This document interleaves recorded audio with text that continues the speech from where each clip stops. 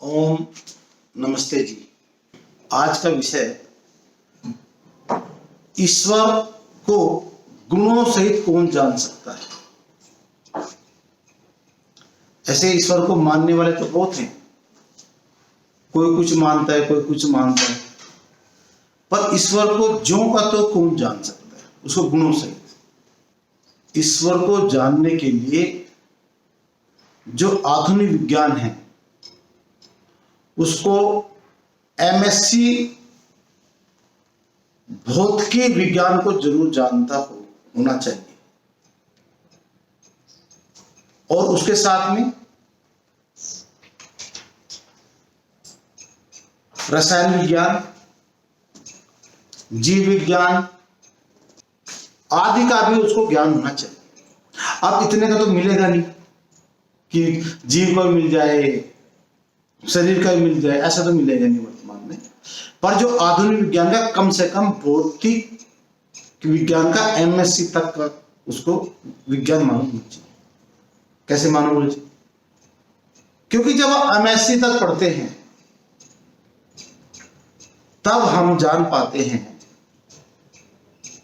कि जो हमारे जब हम पढ़ते हैं 10th में या 11वीं में 12वीं में, तब हमारे प्रश्न कुछ अधूरे रहते हैं,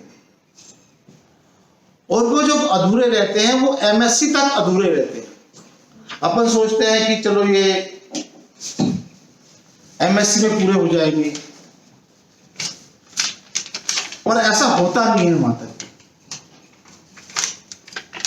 जैसे आधुनिक विज्ञान समय क्या आता है उसके बारे में कुछ नहीं पता। समयांतराल की जब वो बात करता है कि समयांतराल से भाई आज अभी 4 बजे, वो किसी के सापेक्ष में बजते हैं। 4 जैसे दोपहर आया उसके बाद 4 बज गए, पर ये समयांतराल है कि दोपहर से अब हुआ उसके बाद 4 घंटे हो चुके। वो समय को नहीं जानता समय क्या होता है। फिर स्पेस वो मानता है, सिकुड़ता है, पर वो मटेरियल नहीं मानता उसको कि स्पेस क्या है, ये जानकारी नहीं। फिर वैक्यूम ऊर्जा क्या है, पहली बात तो ऊर्जा को नहीं जानता। फिर ऊर्जा क्या है, वैक्यूम ऊर्जा क्या है उसको नहीं जानता। डार्क एनर्जी क्या है उसको नहीं जानता। विद्युत क्या है, और विद्युत आवेश ऋणात्मक क्यों है, धनात्मक क्यों है। और फोटोन को मानता है कि जब गति करता है, जब उसका द्रव्यमान होता है, स्थिर रहता है, तो उसमें द्रव्यमान 0 हो जाता है। ये इस तरह की जो ये टल्ले मारता है, और एमएससी तक यही परिपाटी चलती है। जो जिज्ञासु छात्र होगा उसके मन में प्रश्न उठते हैं कि यार ऐसा तो नहीं होना चाहिए कि जब प्रोटॉन जो है जब गति करता है तब तो उसमें द्रव्यमान होता है, जब नहीं करता तब उसमें द्रव्यमान नहीं होता। अब एक नई थ्योरी दी इन्होंने कि इलेक्ट्रॉन में द्रव्यमान, प्रोटॉन में जो द्रव्यमान अलग अलग है, न्यूट्रॉन में अलग है, तो अलग अलग उन्होंने पूछा कि एक पार्टिकल पूछा हिग्स बोसोन कि उसकी वजह से द्रव्यमान आया, जबकि इलेक्ट्रॉन के 133 गुना उसमें द्रव्यमान है। हिग्स बोसोन में इलेक्ट्रॉन का 133 गुना द्रव्यमान है। तो एमएससी तक जब छात्र पढ़ता है, इतनी उसके मन में इतनी शंकाएं उत्पन्न हो जाती हैं, और टीचर को तो पता ही नहीं है। टीचर भी जो नोबेल पुरस्कार उनको नहीं पता है। मतलब जब इनको जानेगा कि हाँ ये हमें नहीं पता है, और जब वो जो हमारे ऋषियों के ग्रंथ है, जो तो ब्राह्मण ग्रंथ है, उनको जब समझेगा। अब जैसे जो आचार्य अग्निहोत्र नैष्टिक जी ने जो वेद विज्ञान आलोक जो ग्रंथ लिखा है, उसमें क्या है कि हमारे जो ऋषि है वो तो सभी जानते थे, पर उन्होंने जो डिकोड करके बताया कि द्रव्यमान क्या है, ऊर्जा क्या है, वैक्यूम एनर्जी क्या है, काल क्या है, इन सभी प्रश्नों के जब उत्तर वैदिक विज्ञान में मिलते हैं तब ईश्वर के स्वरूप का पता चलता है। अब प्रमाण के लिए तो जो मूल प्रकृति है जिससे सारा पूरा ब्रह्मांड बना है, उसको जाने बिना तो आगे समझना ही बड़ा मुश्किल है। उसको यदि जानेंगे आगे के मटेरियल नहीं जान पाएंगे।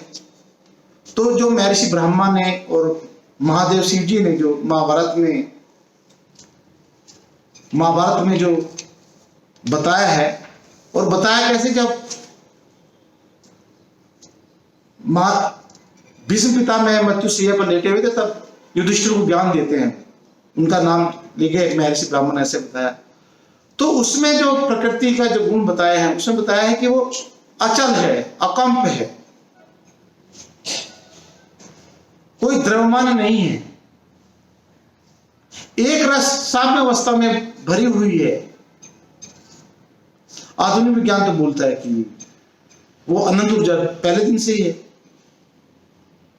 तो जब वहां पता चलेगा कि जो आज जो इलेक्ट्रॉन को आधुनिक क्वांटा बोलते हैं जो सबसे छोटा कण है, और जो हमारा क्वांटा है वो है संस्कृत की 63 जो अक्षर है वो हमारे क्वांटा है। और वैदिक विज्ञान में उनसे शुरू होता है, फिर उनसे बनता है, सबसे पहले काल बनता है, फिर बनता है महत बनता है, फिर बनता है अहंकार, फिर मन, फिर बनता है स्पेस आकाश, उसके बाद में दिशा का पता ही नहीं आधुनिक विज्ञान को दिशा पदार्थ भी होता है कि नहीं। तो दिशा के बाद आती है ऊर्जा, वैक्यूम ऊर्जा, वायु इसको बोलते हैं। उसके बाद अग्नि मतलब इस ब्रह्मांड का पहला कण। अब जब इसको पूरे सृष्टि को समझता है, तब उसको ईश्वर का ज्ञान ज्ञात होता है कि परमपिता परमेश्वर निराकार है, क्योंकि प्रकृति सत असत है, वही निराकार जैसी है, तो उसको नियंत्रण में करने वाला तो निराकार ही चाहिए। और प्रकृति व्यापक है, तो उसको नियंत्रण करता सर्वव्यापक चाहिए, और उसमें अचल है, उसको गति देने में कोई शक्ति चाहिए।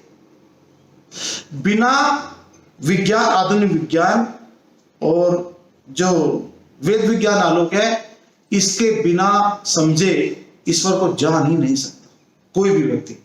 अब जैसे हमारे मंदिर में बैठे पंडित मैन,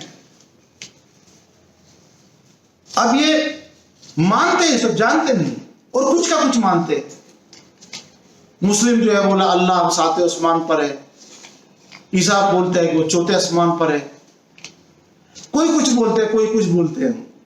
जो का तो नहीं जानते। जो का तो जानने के लिए अनिवार्य रूप से आधुनिक विज्ञान को जानना पड़ेगा, और आधुनिक विज्ञान के साथ में जब वहां वो जिज्ञासु होना चाहिए कि भाई मुझे मेरे प्रश्नों का सही उत्तर चाहिए, तो उसको परमात्मा का, परमपिता परमेश्वर का भान होगा। और जब भान होगा वो ऐसे डरेगा जैसे अग्नि से, जब विरोध कोई काम करे, विरुद्ध कोई काम करेगा तो ऐसे डरेगा वो अग्नि से डर लगता है। ये मैं अपना अनुभव बता रहा हूं। मतलब जो सीमेंट इतना विनाशकारी है, क्योंकि सीमेंट के घर में रहो कैंसर ही होगा। मैं भी सीमेंट के घर में रहता हूं, मुझे अभी मुझे जब विज्ञान से पूरा जाग तभी पता चला है। तो सीमेंट के आधार पर मैं तो निर्णय, मेरे बच्चे करे, कंपनी चलाए, मैं नहीं चलाऊंगा, वो दूसरा करे या कोई करे, मैं नहीं करूंगा सीमेंट, क्योंकि मैं तो ऐसे डरता हूं कोई गलत काम करूंगा तो ऐसे लगेगा कि वो दंड जरूर देगा। दंड न्यायकारी सर्वशक्तिमान है, क्योंकि वो इतने लोगों को चला रहा है। सूर्य, अभी तो जो आधुनिक विज्ञान है, सूर्य की संख्या 1 के आगे 17 जीरो लगा, इतनी संख्या सूर्य की गिनी है अभी तक, उसका आगे का तो ज्ञान ही नहीं। और एक सूर्य का जो वजन है, हमारी जो पृथ्वी है, जितने ग्रह उपग्रह है सूर्य के, उनका ग्रह उपग्रह है, उनका जो वजन 0.03% है, और सूर्य का 99.70। मतलब सूर्य का इतना बड़ा एक का तापमान है जो हम ये देख रहे हैं, पृथ्वी पर जो हम रह रहे हैं, ये सारे उपग्रह को मिलाकर 0.03%। जब पूरे विज्ञान को जानेगा तब हमको पता चलेगा ईश्वर कैसा है। और जो आज नास्तिकतावाद है, ये ईश्वरवादियों ने ही नास्तिक बनाया है। ईश्वर के नाम पर जो नई नई पोप लीला चलाई हुई है, ये महंत मौलवी बैठे तीर्थंकर, जैन तीर्थंकर बैठे, ईश्वर को नहीं पता। उसके लिए तो जानना अनिवार्य है विज्ञान को। पहले एमएससी तक विज्ञान जाने, फिर वैदिक विज्ञान जाने। और वेद तो पूर्णतः विज्ञान के ग्रंथ है, किसी मजहब का ग्रंथ नहीं है। वो सारे संप्रदाय हैं, धर्म सबका एक ही है। तो इधर ईश्वर को जानना है तो आधुनिक विज्ञान को पढ़ना पड़ेगा, और फिर वेद विज्ञान आलोक को पढ़ना पड़ेगा। वेद द्वारा वो ऋषियों के सारे प्रमाण है उसमें, जो ऐतरेय ब्रह्मांड उसका भाष किया है। और ऋषि समाधि अवस्था में देखते हैं इस पूरे ब्रह्मांड को। जैसे अग्नि है, अग्नि को हम मशीनों से के द्वारा, आंख से द्वारा एटम देख नहीं सकता, पर जो उससे जो जिससे अग्नि बनती है, मतलब वायु, वो तो उसको तो ऋषि ने क्या आया, परिमितम अनिरुक्तम, मतलब मानवीय दृष्टि तो उसको देख नहीं सकती, उसको तो आत्मा द्वारा देखा जाएगा। और आत्मा में वो जाएगा जो अष्टांग योग का पालन करके समाधि अवस्था में जाएगा, वो आत्मा से देखेगा। तो ईश्वर को जानना है तो वैज्ञानिक बनना पड़ेगा, आधुनिक विज्ञान के साथ वैदिक विज्ञान भी। ओम नमस्ते।